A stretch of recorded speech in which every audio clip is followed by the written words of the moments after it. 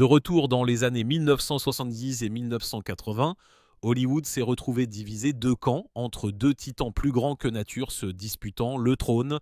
D'un côté, Sylvester Stallone, l'outsider courageux qui a saigné pour se frayer un chemin vers la gloire dans Rocky. De l'autre, Arnold Schwarzenegger, la centrale électrique musclée qui a transformé le culturisme or au box-office avec des rôles comme Conan le Barbare et Terminator. Pendant des années, leur rivalité ne s'est pas limitée au grand écran. Elle était personnelle, impitoyable et alimentée par l'ego. Aujourd'hui, à 69 ans, Stallone brise enfin le silence sur Schwarzenegger, lève le voile et confirme la vérité sur leur histoire tumultueuse. D'acteur difficulté à Rocky Balboa, le combat de Stallone pour la gloire. Avant que Sylvester Stallone ne devienne l'ultime outsider d'Hollywood, il n'était qu'un gamin bagarreur né à Hell's Kitchen, New York, le 6 juillet 1946. Ses racines étaient aussi colorées que son avenir. Le fils de Jacqueline Jackie Stallone, une astrologue célèbre et promotrice de lutte féminine, avec du sang français et juif ukrainien dans les veines, et de Francesco Frank Stallone Sr., un immigrant italien qui a construit une chaîne de salons de coiffure dans le Maryland et qui vivait pour le frisson du polo.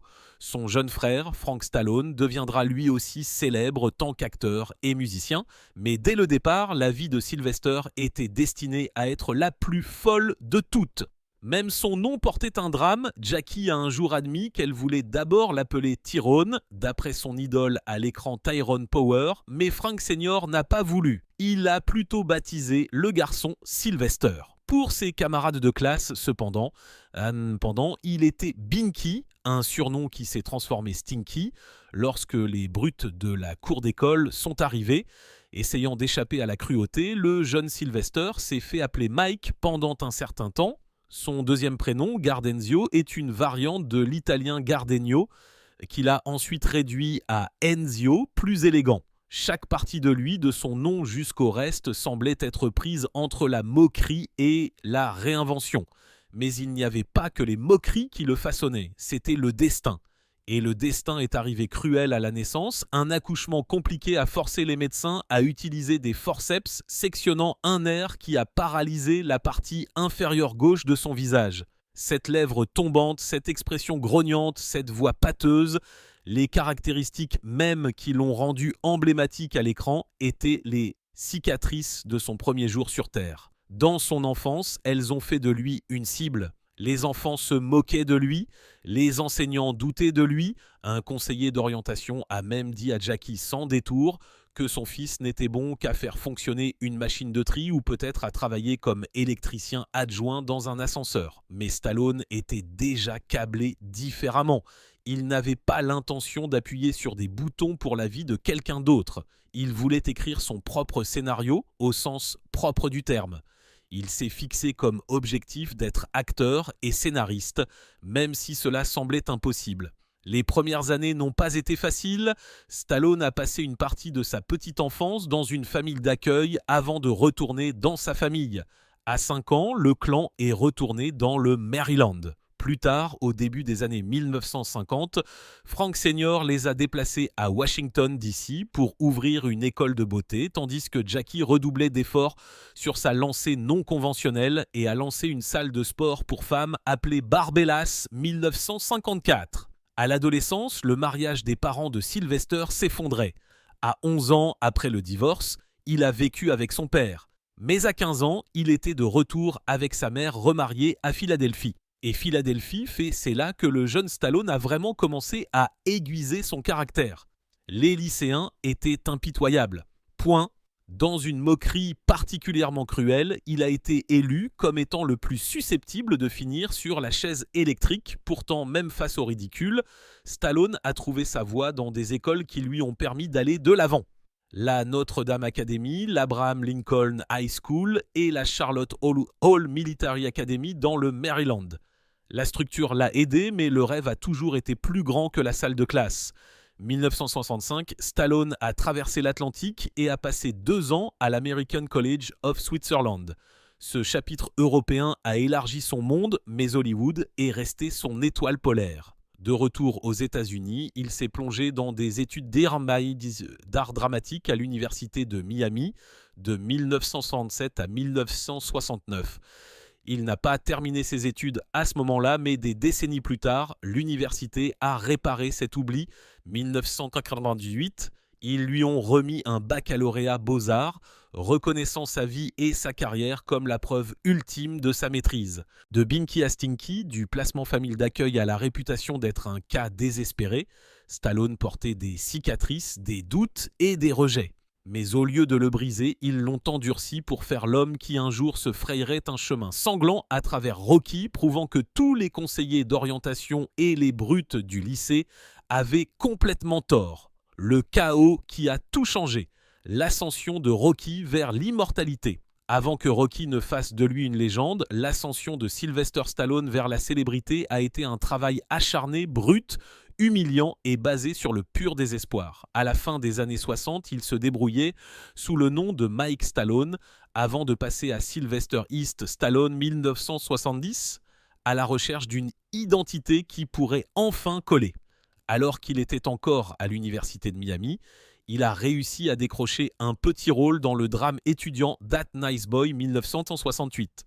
À peu près à la même époque, il s'est associé à son ami John Herzfeld pour bricoler un film sans budget intitulé Horses. Mais Hollywood ne déroulait pas vraiment le tapis rouge. Son premier rôle principal n'était pas dans un film à succès.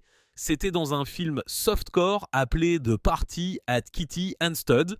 Stallone a empoché seulement $200 pour 2 jours de travail, un chèque de paye né de la pure survie.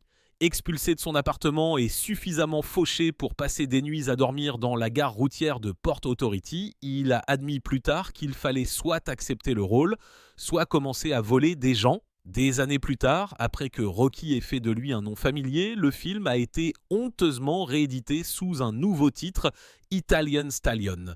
Le surnom, autrefois un stratagème de marketing bon marché, allait faire partie de sa mythologie hollywoodienne. Off-Broadway n'était pas beaucoup plus tendre. Stallone a joué dans une pièce érotique intitulée Score 1971 qui a à peine dépassé les 23 représentations. À cette époque, il vivait à New York avec sa petite amie Sasha Ch, une aspirante actrice qui travaillait comme serveuse pour joindre les deux bouts. Stallone, quant à lui, jonglait avec des petits boulots, nettoyait aux eaux, travaillait comme ouvreur de cinéma jusqu'à ce qu'il se fasse prendre à revendre des billets au noir et passait même son temps dans les bibliothèques à étudier Edgar Allan Poe, perfectionnant ses talents d'écriture. 1972, le rêve s'effilochait. Il a essayé sans succès de décrocher ne serait-ce qu'un rôle de figurant dans Le Parrain. Au lieu de cela, il s'est retrouvé presque invisible à l'arrière-plan de What's Up, Doc de Barbara Streisand.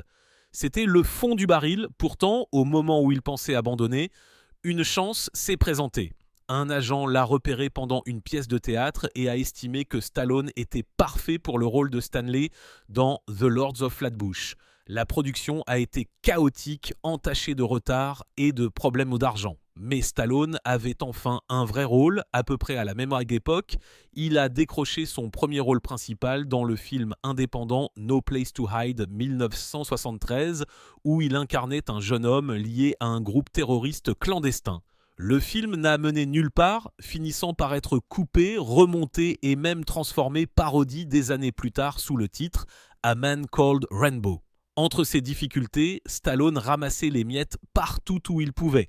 Un soldat qu'on aperçoit à peine dans MASH, un invité à une fête dans Pigeon, un voyou dans Banana de Woody Allen, pointe un figurant dans Clout, même un jeune homme qui se fait plaquer par Jack Lemmon dans La prisonnière de la 2e avenue, point, les rôles étaient insignifiants.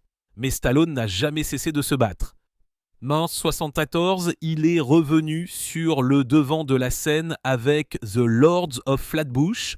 L'année suivante lui a valu des seconds rôles dans Farewell, My Lovely, Capone et le film culte Death Race 2000. Puis vint 1975, l'année qui allait tout changer. Le 24 mars, Stallone a regardé Muhammad Ali affronter Chuck Wepner. Le combat a allumé un feu, lui. Le soir même, il s'est précipité chez lui et a commencé à écrire. 3 jours plus tard, la première version de Rocky était née Les studios voulaient le scénario, mais pas lui. Les offres ont afflué. 350 000 $ pour les droits, mais seulement si quelqu'un comme Robert Redford ou Burt Reynolds jouait le rôle principal. Stallone a tenu bon. Pas de scénario sans lui sur le ring. Après d'interminables négociations et une réduction du budget, il a finalement obtenu ce qu'il voulait. Lorsque Rocky est sorti salle 1976, il n'a pas seulement lancé Stallone, il est devenu un phénomène culturel. Les critiques l'ont qualifié de prochain Brando. Le film a été nominé pour 10 Oscars, Stallone lui-même est en lice pour le prix du meilleur acteur et du meilleur scénario original. Il a remporté le prix du meilleur film, du meilleur réalisateur et du meilleur montage aux Academy Awards. Du jour au lendemain, le gamin bagarreur, autrefois considéré comme le plus susceptible de finir sur la chaise électrique, s'était inscrit dans l'immortalité cinématographique. Rocky Balboa est devenu plus qu'un personnage. Les marches de devant du Philadelphia Museum of Art sont devenues à jamais connues sous le nom de Rocky Steps. Une statue de l'Italian Stallion lui-même a été érigée à proximité. Des décennies plus tard, l'International Boxing Hall of Fame a même intronisé le personnage. Ce qui avait commencé comme l'histoire d'un inconnu qui se battait au-dessus de son poids s'était transformé Sylvester Stallone, l'une des forces les plus irrésistibles d'Hollywood. La vie amoureuse de Stallone, la vie amoureuse de Sylvester Stallone a été aussi explosive que ses films. Des ruptures chaotiques, des trahisons choquantes et des scandales publics qui pourraient rivaliser avec n'importe quel scénario hollywoodien. Malgré ses héros plus grands que nature à l'écran, coulisses, ces relations se sont souvent effondrées de façon spectaculaire. Tout a commencé en 1988 lorsque Stallone a rencontré Jennifer Flavin, un mannequin de 19 ans qui s'est soudainement retrouvé entraîné dans l'orbite d'une superstar de 40 ans. Apparence, ils étaient parfaits, mais des fissures sont vite apparues. 1994, Flavin a révélé que Stallone avait mis fin à leur relation de la manière la plus froide possible, avec une lettre manuscrite de 6 pages envoyée par FedEx. Les pages étaient décousues. Mais la vérité qu'il avait omise était la partie la plus douloureuse. Il l'avait trompé avec le top modèle Janice Dickinson. Faven n'a découvert l'affaire que lorsque son propre agent de mannequin l'a annoncé. Des années plus tard, Stallone a admis à la télévision nationale que son comportement était une abomination et a avoué qu'il ne pouvait pas vivre sans elle, décrivant Flavin comme son soleil, sa lune et tout le reste. Contre toute attente, les deux se sont réunis, se sont mariés en 1997 et ont élevé 3 filles ensemble.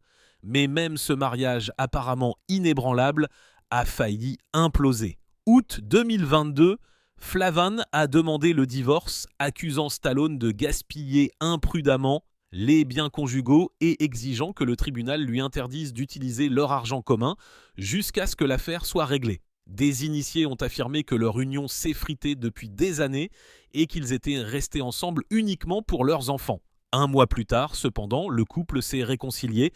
Faven avait assez d'être ignoré, mais Stallone a promis de changer. Revenant sur leur quasi-séparation, il a admis au Sunday Times que cela l'avait forcé à réaliser que rien ne comptait plus que la famille. Une dure leçon qu'il a dû apprendre tard dans la vie. Bien avant Faven, le premier mariage de Stallone avait déjà donné le ton de son histoire romantique chaotique. Il a épousé Sacha Chak, 1974, et ensemble, ils ont eu 2 fils, Sage et Sergio. Lorsque leur plus jeune fils a été diagnostiqué autiste, les médecins ont exhorté le couple à le faire interner. Refusant, ils ont relevé le défi eux-mêmes. Sacha a consacré toute sa vie à prendre soin de lui, tandis que Stallone s'est plongé dans le travail. 1985, leur mariage s'était effondré, alimenté par des rumeurs selon lesquelles Stallone avait été infidèle avec le mannequin danois Regit Nielsen. Ces rumeurs sont rapidement devenues réalité. Quelques mois seulement après son divorce, Stallone a épousé Nielsen décembre 1985. Cette romance éclair semblait magnifique de l'extérieur, mais coulisses, Nielsen a admis avoir eu des doutes dès le premier jour. Leur mariage s'est effondré moins de 2 ans et des rumeurs concernant sa prétendue liaison avec le réalisateur Tony Scott ont jeté de l'huile sur le feu.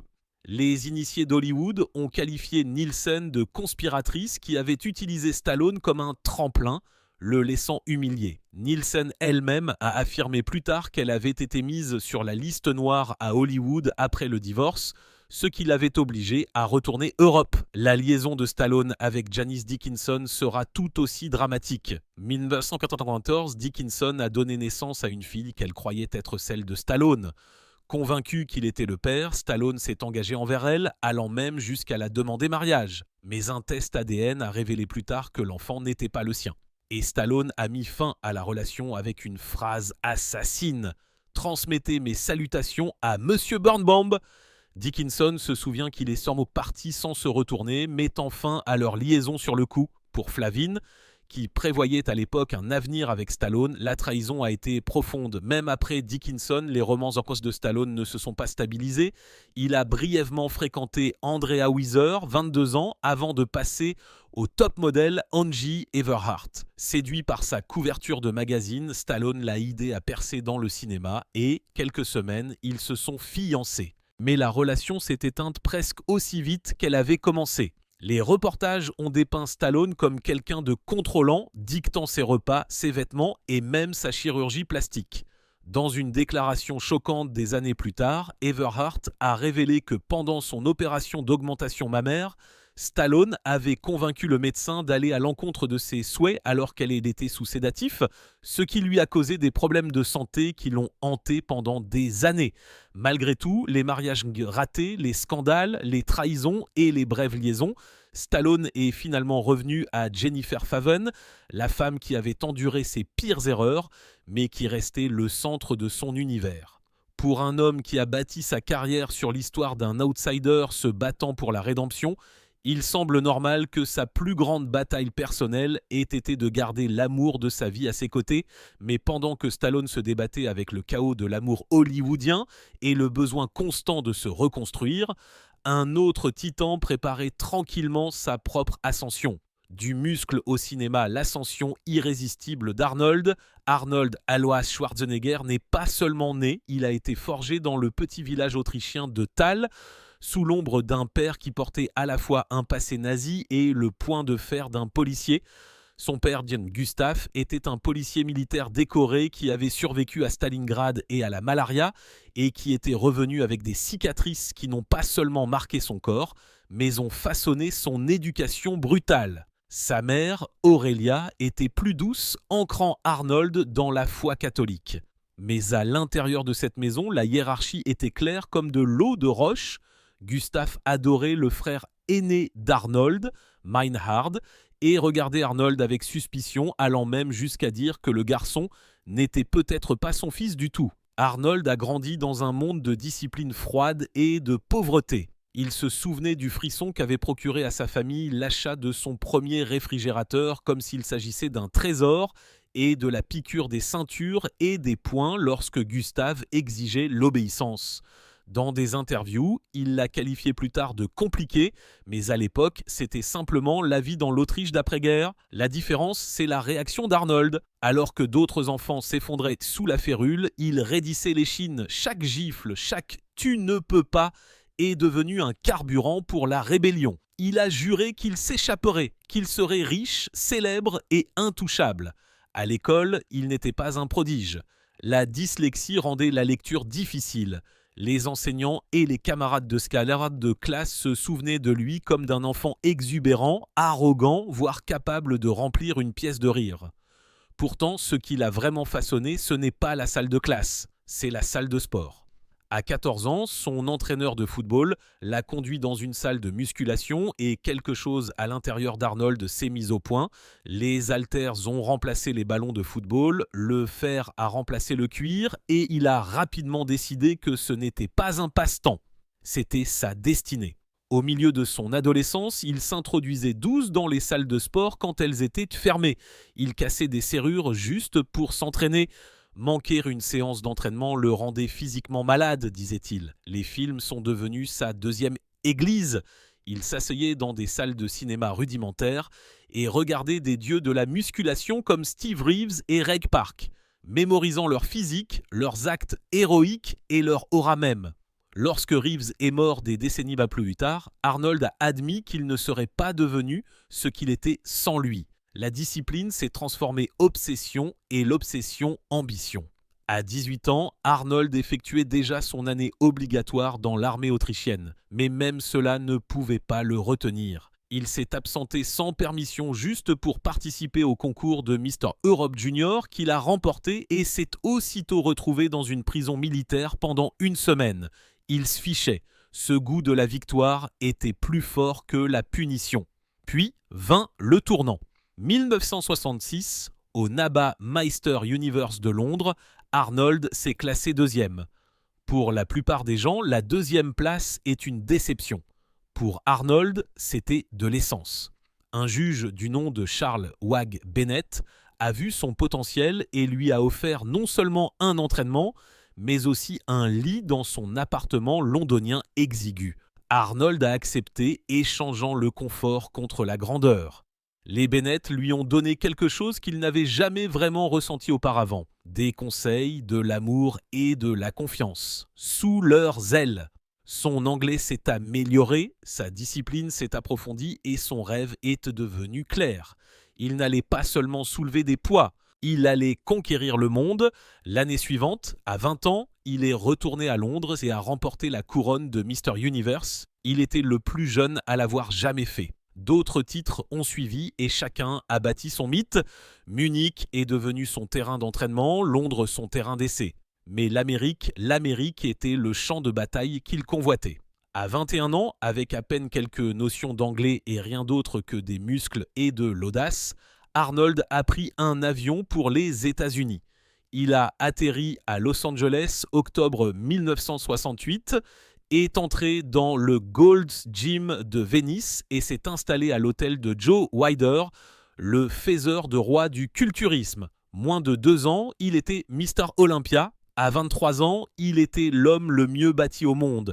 À 30 ans, il était 7 fois Mister Olympia, réécrivant les règles du sport. Ce qui rendait la chose encore plus savoureuse, c'était la faim qui se cachait derrière tout cela.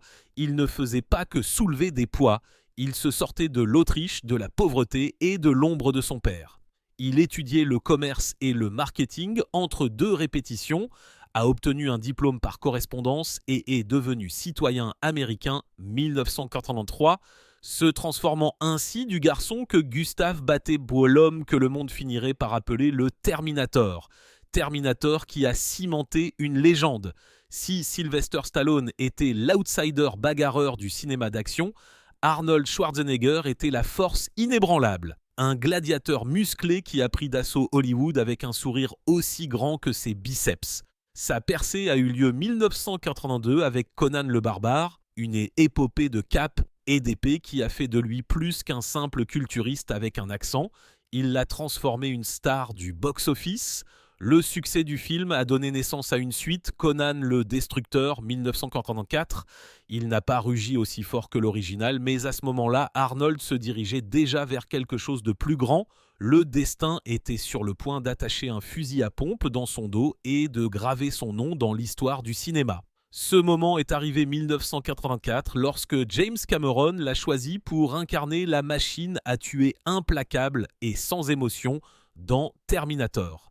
Avec ses yeux rouges brillants et une voix qui faisait que même un simple « je reviendrai » sonnait comme une sentence de mort. Schwarzenegger a trouvé son rôle emblématique. Ce n'était pas seulement un succès. C'était une explosion culturelle qui l'a consacré comme le nouveau roi de l'acier et des ombres d'Hollywood. Mais Arnold ne se contentait pas d'être un personnage d'action sans nuance. Il s'est aventuré dans d'autres domaines, testant son registre.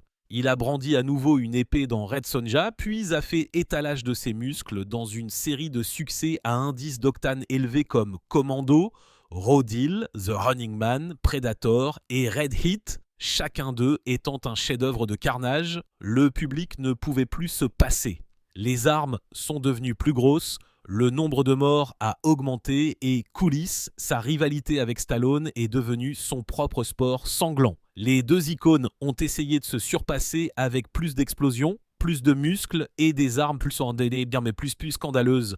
Pourtant, Schwarzenegger avait quelque chose sur lequel Stallone ne s'appuyait pas autant, l'humour. Là où les héros de Stallone ruminaient, Arnold pouvait faire un clin d'œil, lancer une réplique et, d'une manière ou d'une autre, rendre la destruction massive amusante, ce dont a porté ses fruits 1988 lorsqu'il a fait équipe avec Danny DeVito pour la Comedy Twins. Les dirigeants du studio ont détesté l'idée, convaincus que personne ne voulait voir le Terminator faire des blagues. Arnold a quand même pris le risque, refusant même un salaire initial juste pour prouver que ça pouvait marcher. Et ça a marché. Twins a non seulement cartonné au box-office, rapportant plus de 100 millions de dollars, mais a également valu à Schwarzenegger son plus gros chèque de paie de tous les temps. Plus de 40 millions de dollars par de bénéfices. Soudain, The Muscleman était le dur à cuire le plus drôle d'Hollywood. Les succès n'ont cessé d'affluer. Total Recall, un thriller de science-fiction hallucinant inspiré de Philip K. Dick, lui a rapporté un autre pactole. 10 millions de dollars plus une part des recettes brutes, ce qui fait de lui l'une des stars les mieux payées au monde. La même année, il a prouvé qu'il pouvait échanger des balles contre du babysitting dans Un flic à la maternelle, faisant à nouveau équipe avec le réalisateur Ivan Reitman. Mais son apogée incontesté est survenu 1991 avec Terminator 2, le jugement dernier, plus grand, plus bruyant et plus spectaculaire que l'original. Le film a écrasé le box-office tant que film le plus rentable de l'année. Les critiques qu'il avait autrefois dénigrées ont commencé à respecter son art. Roger Hirt l'a parfaitement résumé, notant que le génie d'Arnold résidait dans le fait de trouver des rôles qui ne combattaient pas ses forces naturelles, mais les amplifiaient. 1993, Hollywood l'a couronné star internationale de la décennie. Pourtant, même les légendes trébuchent. La même année, sa parodie d'action consciente d'elle-même, Last Action Hero, est sortie contre Jurassic Park et s'est fait démolir. Mais Arnold s'est repris avec True Lies 1994, retrouvant Cameron pour une aventure d'espionnage élégante et spirituelle qui a ramené les spectateurs masse. Il l'a suivi avec Junior plus tard cette année-là. Une autre comédie avec DeVito qui lui a valu une nomination aux Golden Globes, la preuve que le chêne autrichien pouvait faire preuve d'un timing comique aussi facilement qu'il faisait travailler ses muscles. Mais toutes les décisions n'ont pas été dorées. Il a notamment refusé The Rock, un rôle qui aurait pu le réinventer, et a plutôt misé sur l'effaceur et la course au jouet 1996. Puis 20 Batman et Robin 1997, où il a revêtu une armure bleu glacier dans le rôle de Monsieur Freeze, crachant des répliques glaciales qui faisaient gémir le public. Le film a tellement floppé qu'il a presque gelé sa carrière. Ajoutez à cela une blessure au dos et la série de succès autrefois invincible de Schwarzenegger au box-office a commencé à faiblir. La fin des années 90 et le début des années 2000 ont apporté des œuvres plus sombres et moins réussies comme La fin des temps, La planète rouge et Dommage collatéral. Aucun n'a trouvé le même écho que ses œuvres précédentes. Mais 2003, il est revenu rugir une fois de plus tant que Terminator dans le soulèvement des machines. Le film a rapporté plus de 150 millions de dollars aux États-Unis, prouvant que, quelle que soit l'apparence chancelante de sa carrière, le public avait toujours envie de la machine qui avait tout déclenché. À ce moment-là, l'impact de Schwarzenegger était indéniable. Dans sa ville natale de Graz, Autriche, des admirateurs ont même proposé de construire une statue de lui de 24 mètres de haut, tant que Terminator. Arnold, dans son style classique, a balayé l'idée du revers de la main. Il a dit que l'argent serait mieux dépensé pour des causes comme les Jeux Olympiques spéciaux, montrant que derrière la carrure de fer se trouvait toujours l'enfant immigrant qui voulait faire une différence. Schwarzenegger est passé de barbare maniant l'épée à cyborg imparable. De la star la plus meurtrière du cinéma d'action à un comédien du box-office, se taillant une carrière si vaste qu'elle a remodelé Hollywood lui-même. L'homme à femme, Arnold Schwarzenegger, n'a pas vécu une vie, il a vécu 5 à la fois.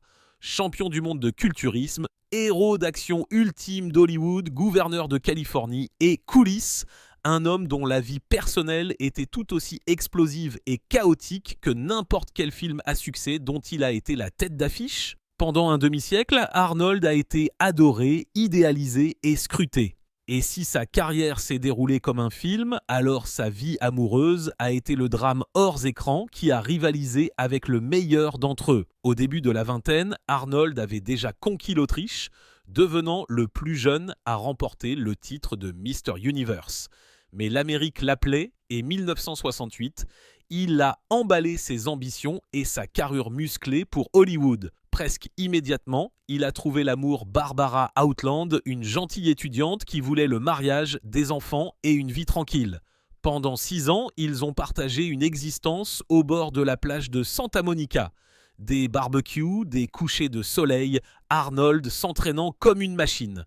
Mais Barbara s'est vite rendu compte qu'elle sortait avec un homme dont les rêves étaient bien plus grands que le bonheur domestique. Comme Arnold l'a lui-même admis, elle voulait une vie ordinaire et je détestais l'idée même d'une vie ordinaire. La rupture était inévitable. Le chapitre suivant d'Arnold, le chaos déguisé romance. 1977, il est entré dans une relation libre avec la coiffeuse Sue Marais.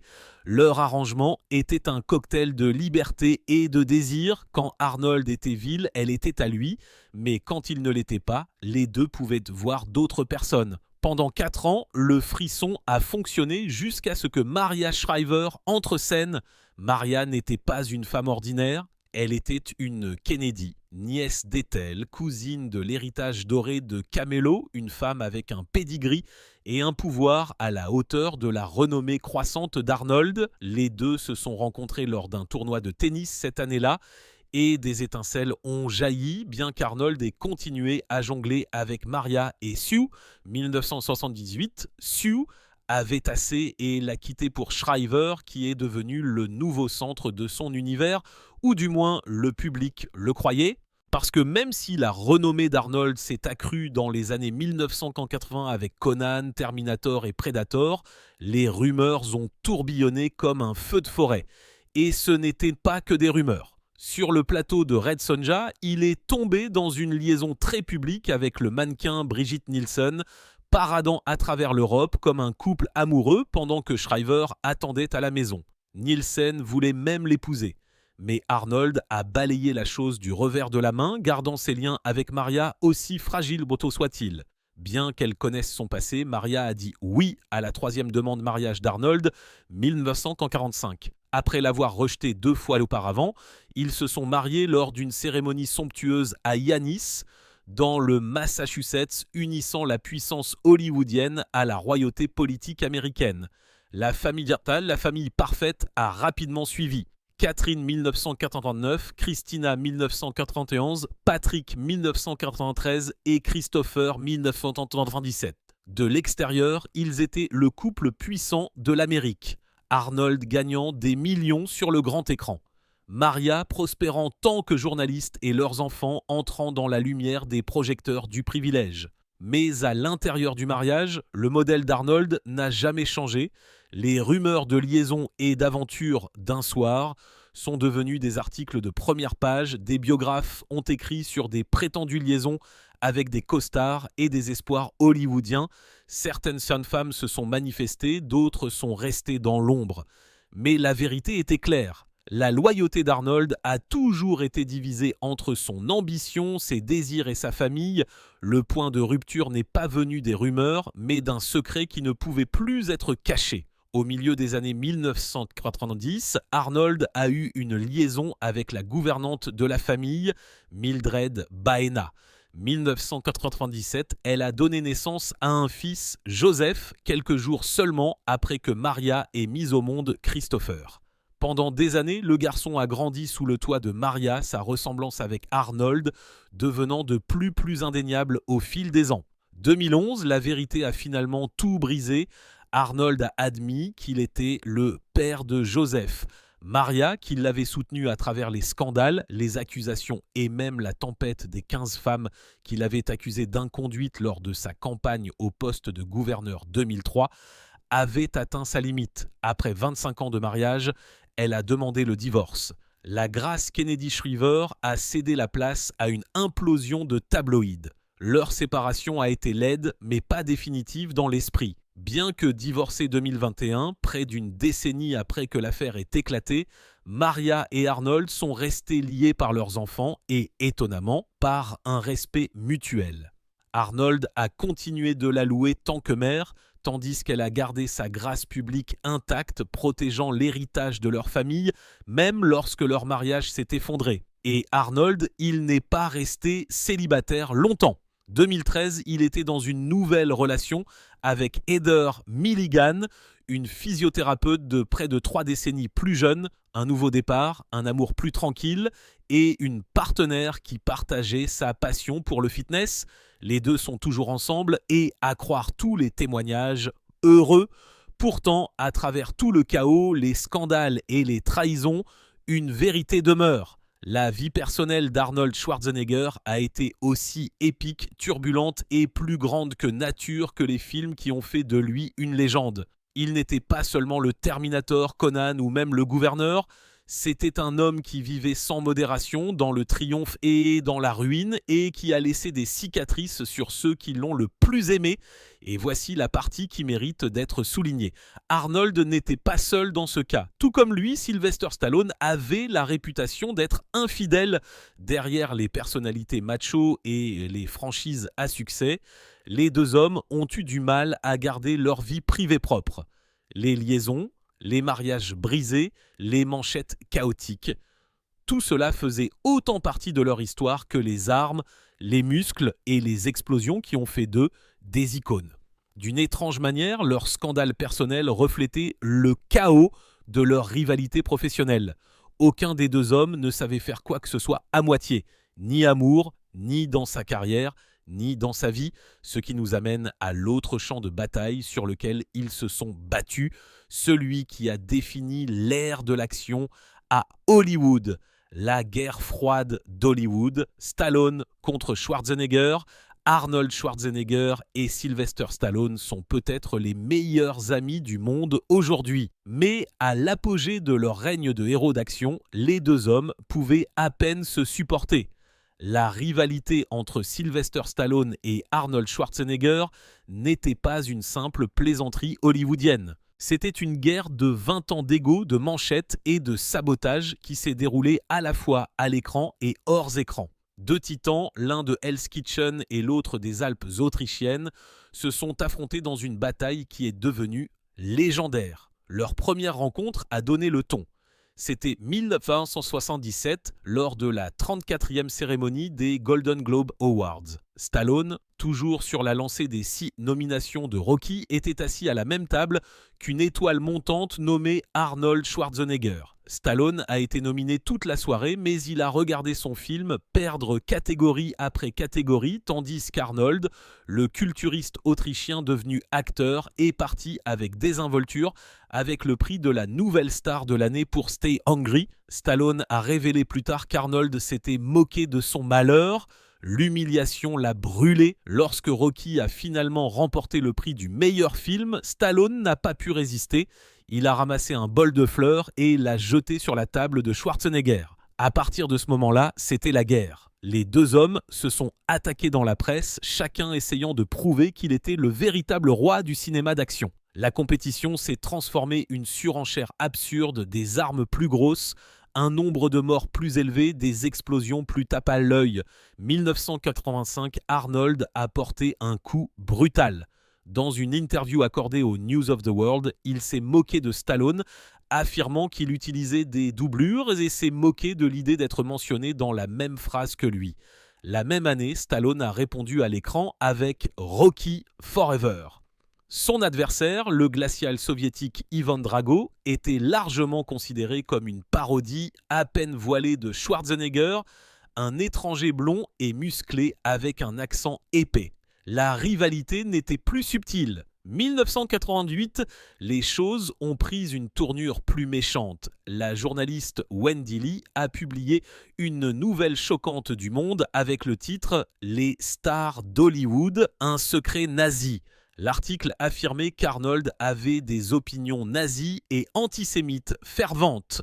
Pointant du doigt les liens nazis de son père Gustave, la source aurait été Stallone. Lee a déclaré plus tard que Stallone n'avait pas seulement alimenté l'histoire, mais avait même aidé à couvrir ses frais juridiques lorsque Schwarzenegger l'a poursuivi. Bien que Gustave ait effectivement adhéré au Parti national-socialiste autrichien 1938, il n'y a jamais eu de preuve qu'il ait participé à des crimes de guerre. Néanmoins, la boue a collé et Arnold a passé des années à dénoncer la rumeur. Le journal s'est finalement excusé et a versé des dommages et intérêts, mais la calomnie a laissé une cicatrice amère. La même année, le New York Post a publié une autre tournure bizarre. Stallone aurait fait irruption dans une boîte de nuit, aurait repéré une photo de Schwarzenegger sur le mur et aurait exigé qu'elle soit enlevée. Le propriétaire l'a remise et l'entourage de Stallone l'a mise pièce. Les coups ont continué de pleuvoir. Lorsque Stallone a mis la main sur la biographie non autorisée de Schwarzenegger de Wendy Lee, 1990, remplie de révélations sur les stéroïdes et les démons familiaux, il s'est délecté. Selon Lee, Stallone s'est vanté que la lecture de ce livre était meilleure que de se faire des fellations. Arnold a finalement admis qu'il avait utilisé des stéroïdes à l'époque où il faisait du culturisme et a confirmé que son père avait été un analphabète. Mais cela n'a pas atténué la douleur de la joie de Stallone. Leur querelle s'est même étendue à leurs films comme des messages codés au public. Dans Twins, Schwarzenegger s'est moqué d'une affiche de Rambo, souriant que ses muscles étaient plus gros. Stallone a répliqué dans Tango et Cash où il a battu un voyou qui ressemblait étrangement à Arnold. Des années plus tard, Stallone a admis qu'il imaginait le visage d'Arnold filmant la scène. Schwarzenegger a répondu dans Last Action Hero où une affiche de Terminator 2 montrait le visage de Stallone au lieu du sien. Puis, dans Demolition Man, Stallone a découvert que 2032, Schwarzenegger avait sa propre bibliothèque présidentielle. Chaque film était comme un champ de bataille avec le public dans le coup. Mais l'une des astuces les plus sales s'est déroulée hors caméra. Au début des années 90, un scénario a circulé à Hollywood pour un petit film intitulé « Arrête ou ma mère va tirer ». Schwarzenegger a senti la bombe. Il a fait semblant d'être intéressé à jouer le rôle principal, sachant très bien que l'esprit de compétition de Stallone ne le laisserait pas passer. Bien sûr, Stallone s'est jeté dessus, désespéré de surpasser son rival. Le résultat a été un désastre largement moqué comme l'un des pires films de Stallone. Des années plus tard, Arnold s'est ouvertement moqué chez Jimmy Kimmel, admettant que la mise en scène était intentionnelle. Stallone lui-même s'est souvenu de la trahison chez Jimmy Fallon, secouant encore la tête devant la façon dont il avait été joué. Ce qui avait commencé avec des fleurs aux Golden Globes s'était transformé 2 décennies de sabotage, de parodie et d'attaques personnelles. Stallone et Schwarzenegger n'étaient pas seulement des rivaux, ils étaient enfermés dans une guerre froide de machisme hollywoodien, chacun essayant de surpasser l'autre puissance de feu, muscles et endurance. Que pensez-vous de la querelle de 20 ans entre les deux stars ? Partagez vos réflexions avec nous dans les commentaires ci-dessous. N'oubliez pas d'aimer, de partager et de vous abonner. De plus, cliquez sur la prochaine vidéo affichée sur votre écran. Vous allez l'apprécier.